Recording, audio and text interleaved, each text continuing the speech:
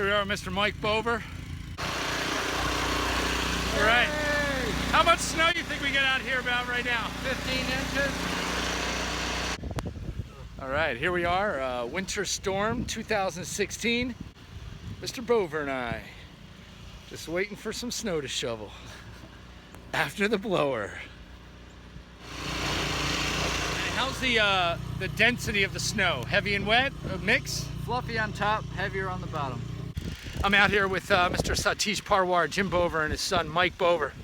We have finished my driveway, which is great. We are now working on Satish's driveway, approximately 16 to 18 inches of snow. It's not as bad, it's not as cold as you would think it was. It's not like single digits, and if it is, it doesn't feel that way.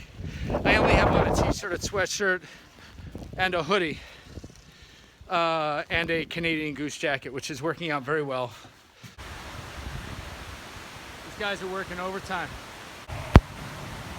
All right, here I am with Mr. Todd Sharp. How are you today, sir? A little tired.